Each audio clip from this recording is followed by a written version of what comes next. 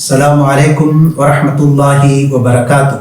نحمده ونصلي على رسوله الكريم. أما بعد فقد قال الله تعالى في محكم التنزيل: أعوذ بالله من الشيطان الرجيم. بسم الله الرحمن الرحيم. أقم الصلاة لذكري. قال النبي صلى الله عليه وسلم: خير الكلام كتاب الله وخير الهدي هدي محمد صلى الله عليه وسلم. صدق الله العظيم وصدق النبي الكريم. ربي أوزعني أن نشكر نعمتك التي أنعمت علي. اللهم اغفر شيوخنا ولجميع الحاضرين برحمتك يا أرحم الراحمين. அன்பிற்குரிய அல்லாஹ்வின் நல்லடியார்களே, தாய்மார்களே, சகோதர சகோதரிகளே, அல்லாஹ் சுப்ஹானஹு வ தஆலா திருமறையில் ஒரு வசனத்திலே என்னை நினைவுகூர்வதற்காக தொழுங்கள் என்று கட்டளையிடுகிறார். இஸ்லாத்தினுடைய பிரதானமான கடமைகளில் ஒன்று தொழுகை. ஈமான் கொண்டு இறை நம்பிக்கை பெற்றதற்கு பிறகு உடனடியாக நம் மீது கடமையாகக்கூடிய ஒன்று தொழுகைதான். தொழு என்று சொன்னால் கட்டுதல் என்று பொருள். தொழுவம் என்பது இதிலிருந்து மருவிய ஒரு தமிழ் சொல். ஒன்றை கட்டி வைப்பதற்கு தொழு என்று சொல்வார்கள். இங்கே தொழுகை என்று சொன்னால் நம்முடைய சிந்தனையை கட்டி வைப்பதற்காக, இன்னும் சொல்ல போனால் இறைவனுடைய சிந்தனையோடு மட்டும் இருப்பதற்காக உள்ளதுதான் தொழுகை. ஆனால் நம்முடைய தொழுகை எப்படி இருக்கிறது என்று சொன்னால், எல்லா சிந்தனைகளையும் வைத்து கொண்டே நம்முடைய தொழுகை இருக்கிறது. ஆனாலும் நம் மீது கொண்டிருக்கக்கூடிய கருணையின் அடிப்படையிலே அல்லாஹ் சுப்ஹானஹு வ தஆலா நம் மீது விதிக்கப்பட்ட இந்த கடமையை இந்த சிந்தனைகளின் ஊடே, இந்த யோசனைகளின் ஊடே ஏற்றுக்கொள்ளுகிறான் என்பது அவனுடைய பெருந்தன்மை. அல்லாஹ் சுப்ஹானஹு வ தஆலா நமக்கு 50 நேரம் தொழுகையை கடமையாக்கினான் என்கிற வரலாறு நமக்கு தெரியும். மூசா அலைஹிஸ்ஸலாம் அவருடைய கருணையின் அடிப்படையிலே, அவர்களது அறிவுரையின் அடிப்படையிலே நபிகள் நாயகம் ஸல்லல்லாஹு அலைஹி வஸல்லம் அவர்கள் அதை கொஞ்சம் கொஞ்சமாக குறைத்து 5 நேரம் என்கிற நிலைக்கு கொண்டு வந்தார்கள்.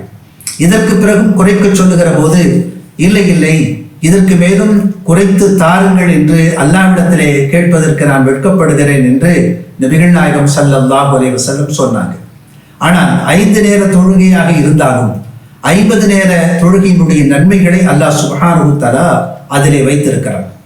இந்த தொழுகை எப்படி தொழ வேண்டும் என்று சொன்னால், அதற்கும் நபிகள் நாயகம் ஸல்லல்லாஹு அலைஹி வஸல்லம் மிகப்பெரிய எடுத்துக்காட்டாக இருக்கிறார்கள். சல்லு கமா ரஅய்துமூனி உஸல்லி, என்னை எவ்வாறு தொழ கண்டீர்களோ அதுபோல நீங்களும் தொழுங்கள் என்று நபிகள் நாயகம் ஸல்லல்லாஹு அலைஹி வஸல்லம் அவர்கள் சொன்னார்கள். ஆனாலும் இந்த தொழுகையிலே சிற்சில வேறுபாடுகள் இருக்கிறதே என்று நாம் யோசிக்கலாம். உதாரணமாக, ஷாஃபி வழியை சார்ந்தவர்கள் ஒரு மாதிரியும், ஹனஃபி வழியை சார்ந்தவர்கள் இன்னொரு மாதிரியும், மாலிகி வழியை சார்ந்தவர்கள் வேறு விதமாகவும், ஹம்பலி மதுஹபை சார்ந்தவர்கள் இன்னொரு வகையிலும் தொழக்கூடிய ஒரு சூழல் இருக்கிறது என்று கேட்டால், இது நபிகள் நாயகம் ஸல்லல்லாஹு அலைஹி வஸல்லம் அவர்கள் செய்ததுதான். ஒவ்வொரு முறை செய்ததும் அதை ஒவ்வொரு சஹாபாக்களும் ஒவ்வொரு நபித்தோழர்களும் அதை அடுத்தடுத்த தலைமுறைக்கு கடத்தி இமாம்களுடைய பார்வையில் படுகிற போது எது அவர்களுடைய பார்வையில் பட்டதோ அதை வைத்து அவர்கள் நமக்கு இந்த தொழுகை முறையை வடிவமைத்து தந்திருக்கிறார்கள். நபிகள் நாயகம் ஸல்லல்லாஹு அலைஹி வஸல்லம் இந்த தொழுகை நமக்கு கற்றுத்தருகிற போது மிகுந்த அமைதியோடு ஒவ்வொரு செயலையும் செய்து காட்டினார்கள். உதாரணமாக ருக்கு எவ்வாறு செய்ய வேண்டும்? குனிதல் என்பது தலையும் முதுகும் நேராக இருக்க வேண்டும். தலை உயரமாக அல்லது ஆக தாழ்ந்து இருக்கக்கூடாது. ஒரு குனிகிற ஒரு மனிதனுடைய முதுகிலே ஒரு பலகை வைத்தால் அது சரிசமமாக இருக்க வேண்டும் என்கிற அளவிற்கு நபிகள் நாயகம் ஸல்லல்லாஹு அலைஹி வஸல்லம் ருக்குவை நமக்கு கற்றுக் கொடுத்தார்கள். அதுபோல நிலை என்பது நின்றால் அப்படியே நிற்பது. அது ஒரு மரத்தை போல, ஒரு செடியை போல ஆடிக்கொண்டிருப்பதல்ல.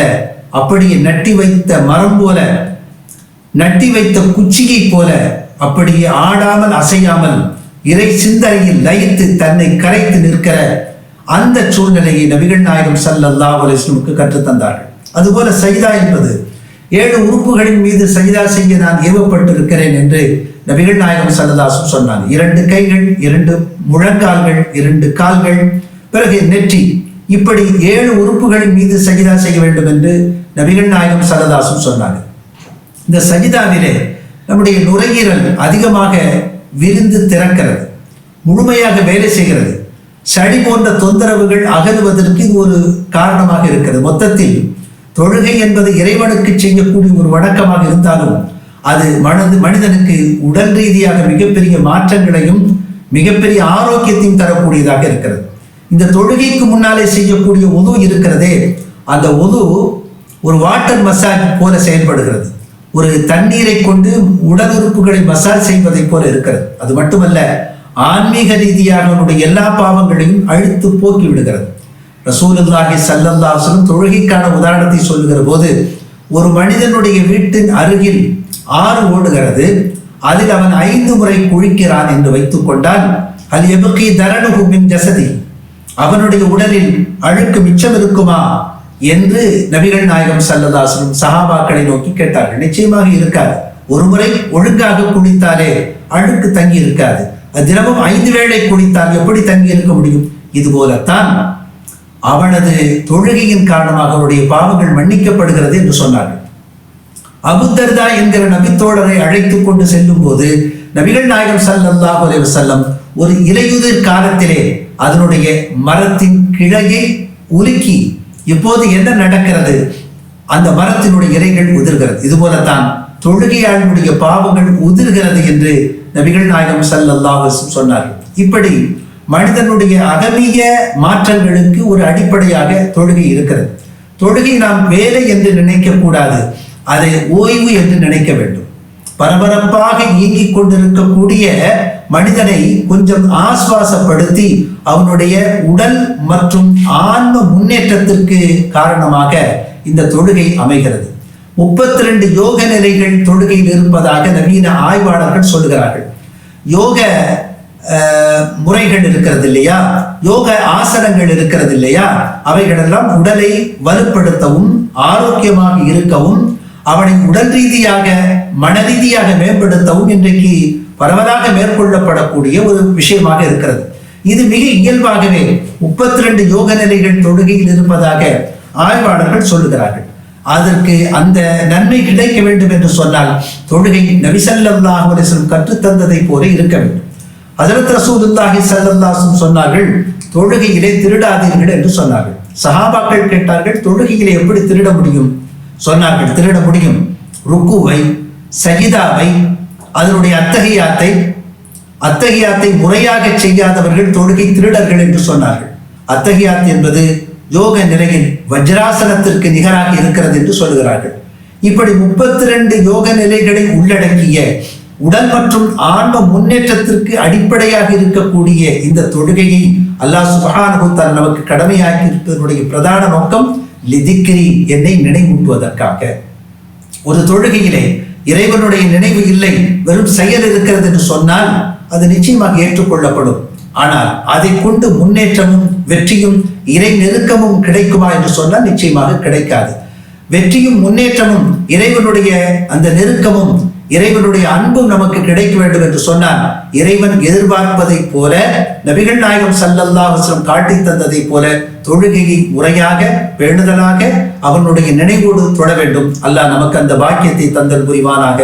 ஆமீன். வாஹிரு தஅவானா அல்ஹம்துலில்லாஹி ரப்பில் ஆலமீன். வஸ்ஸலாமு அலைக்கும் வரஹ்மத்துல்லாஹி வபரகாத்துஹு.